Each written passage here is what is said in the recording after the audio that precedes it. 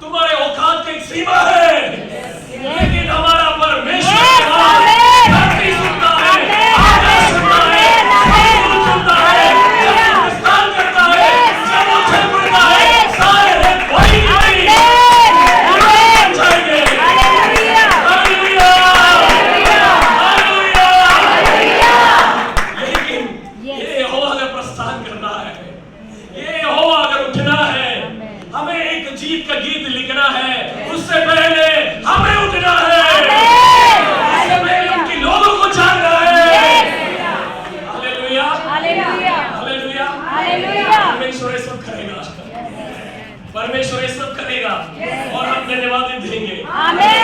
से चला रहा है, एक दिन सब होगा, लेकिन एक गीत केवल उस यहोवा परमेश्वर का खूबी, उसमें वो परमेश्वर का ताकत और वो जो करेगा उसके बारे में नहीं है, लेकिन एक गीत का मेन उद्देश्य है कि यहोवा का लोग जाग जाए। Yes, hallelujah, hallelujah. 4:3 में क्या लिखा है? 4:3 में क्या? यहोवा की दोहाई दी, क्योंकि सिसरा के पास लोहे के 900 रथ थे और वह इजराइलियों पर 20 वर्ष तक बड़ा अंधेर करता रहा। आमीन। अगर आपको एक जय का गीत सुनाना है, उससे पहले एक पुकार उठना है। आपको रोकने वाले उन ताकतों को, आपके परिवार को दबाने वाले उन परिस्थितियों के खिलाफ उस समय के परमेश्वर की ओर एक दुहाई उठना है। हालेलुया। अगर आप एक सुंदर गीत ऐसे लिखना है, अगर आप एक जय का ध्वनि अगर आपको देना है, उससे पहले आपके होठों से एक पुकार उठना है, परमेश्वर हमें बचा। हालेलुया। परमेश्वर हमारे पास कोई नहीं, हमारे देश में कोई राजा नहीं, हमारे पास कोई रिसोर्स नहीं, हमारे पास कोई प्रबंध नहीं, मेरे पास कोई प्रबंध नहीं। प्रभु 20 साल से बड़े अंधेर कर रहा है, इनकी बड़े बड़े राजाओं के 900 रथों की मैं कैसे सामना करूं? हालेलुया। जब उन परिस्थितियों को देखता है, हमें पहले जागना है। हालेलुया। तो मैं इस गीत से 3 बातों को आपसे कहना चाहता हूँ। ये गीत क्या है? ठीक है, ये गीत अगर 31 पद आप पढ़ोगे, इसका मेन थीम, अगर इसका जो सारांश, मैं इसको 3 बातों में कहना चाहता हूँ। सबसे पहला क्या है? This is a wake up call. ये क्या है? एक जागृति का आह्वान है। क्या है? एक जागृति का आह्वान। परमेश्वर प्रस्थान करेगा, परमेश्वर नीचे दबाएगा, ये सब कुछ करेगा, लेकिन उससे पहले आपको और मुझे जागृत होना है। हालेलुया, हमें जागृत होना है। क्यों जागृत होना है? अगर आप देखोगे 5 के बारे में क्या लिखा है? जाग जाग हे दबोरा। क्या लिखा है? जाग जाग हे दबोरा, जाग जाग गीत सुना। क्यों जागना है? ठीक है, क्योंकि उस समय तक वो 20 साल से, अगर आप पढ़ोगे दबोरा का सेवकाई कैसे थे, मैं आपको दिखा दूंगा। ठीक है, दबोरा कैसे सेवकाई करते थे, जैसे अगर आप किसकी 4 अध्याय में पाए, दबोरा क्या करते थे? पेड़ के नीचे, इसे इसी के नीचे सोचे कि इधर से अच्छा एसी चल रहा है। ठीक है, दबोरा क्या करते थे? 4 में क्या लिखा है? आप पढ़िए 4 का, अच्छा 4 का 4, ठीक है, 4 क्या लिखा है? उस समय लपीदोत की स्त्री दबोरा, जो नबिया थी, इस्राएलियों का न्याय करती थी। और कैसे वो न्याय करती थी?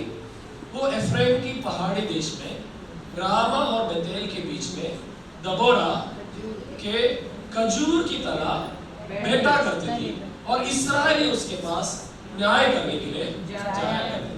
तो दबोरा का सेवकाई कैसे था? वो क्या करते थे?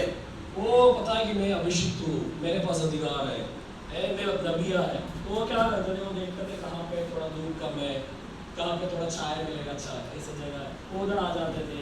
वो बोलते मैं बड़ा अभिषिक्त हूँ, मेरे पास बहुत सामर्थ है, वो ऐसे बैठा करते थे और बोलेगा न्याय करने के लिए बैठा है। एक खजूर के पेड़ के नीचे वो बैठा करती थी। और क्या करते थे? जब लोग समस्या आते थे, अच्छा उषा बहन आपको क्या समस्या आज है या जय, मैं आपके लिए प्रार्थना करता हूँ। कि आपका क्या समाधान है, क्योंकि ये कौन सा चरण है जिसको जो ठीक लगता था वो करता था। अरे उसने मेरा पार्किंग स्लॉट में मेरा गाड़ी खड़ा किया, आपकी गाड़ी खड़ा, उसको बड़ा परेशानी है, पास्टर जी आइए हेल्प करो, तो बोला था आ जाओ, मैं बता ठीक है आप समाधान करो। वो इजराइलियों में नहीं करते, छोटे मोटे काम करते रहते, लेकिन आपस में इतनी परेशानी है। वायदा का देश मिला, खुद का जमीन मिल गया, सब कुछ मिल गया, अभी उनकी परेशानी बहुत गंभीर परेशानियां हैं। ये बच्चों को एडमिशन नहीं मिला, बच्चों को एडमिशन नहीं मिला, क्या कर सकते हैं? खांसी हो गया खांसी हो गया, ठीक हो। और दबारा भी आराम से बैठे, दबारा बोला अच्छा ठीक है आइए, आपको क्या परेशानी करते हैं। दबारा बैठती थी और जिसको जो समस्या है सब लाइन पे आते थे, वो बैठा करती थी, बैठा करता थी, काफी साल से बैठा करती थी, बैठा करती थी।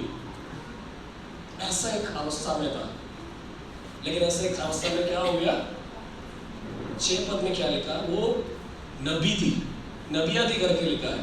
तो क्या हुआ उस समय में, नबिया थी करके लिखा है, तो क्या हुआ 6 पद में वो क्या पढ़ते हैं, उसने अबीनोअम के पुत्र बाराक को केदेश नफ्ताली में से बुलाकर कहा, क्या इज़राइल के परमेश्वर यहोवा ने ये आज्ञा नहीं दी कि तू जाकर, बोलिए तू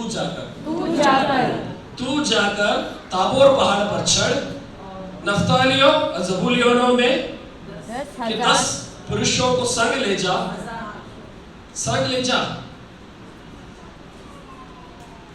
तब मैं याबीन के सेनापति सिसरा को रदों और बीड़ बाढ़ समेत कीशोर नदी तक तेरी ओर खींच ले आऊंगा और उसको तेरे हाथ में कर दूंगा। प्रभु ने घंटी बजाई कि अब इस सेवकाई की स्तर कुछ बदलना है, सेवकाई का सीमा कुछ बदलना है। लेकिन दबोरा ने बोला नहीं, हम 20 साल से कर रहे हैं, हम 25 साल से कर रहे हैं, एक और सेवकाई नहीं, एक और नहीं, मैं नहीं उठूंगा। लेकिन दबोरा अपने आप को बोला, हे दबोरा जाग, हे दबोरा जाग, सेवकाई का स्तर बदल रहा है, सेवकाई का सीमा बदल रहा है। Yes hallelujah. दबोरा बोला नहीं हो सकती, क्योंकि मैं इस कंफर्ट से मैं आगे नहीं बढ़ना चाह रही हूँ। काफी है ये ऐसा देश जहाँ पे कोई राज नहीं है, कोई राजा नहीं है, लोग अपनी मनमर्जी कर रहे हैं, इनकी सेवकाई कर करीब तक गए, वे और सेवकाई नहीं करना चाह रहे हैं। लेकिन प्रभु कह रहा है उठ जा, उठ जा, हालेलुया, हालेलुया। अब जातियों के लिए प्रार्थना का भवन है, आमीन। सेवकाई अभी शुरू ही हुआ है, यस हालेलुया। सीमा समाप्त नहीं हुई है। ए दबोरा जाग,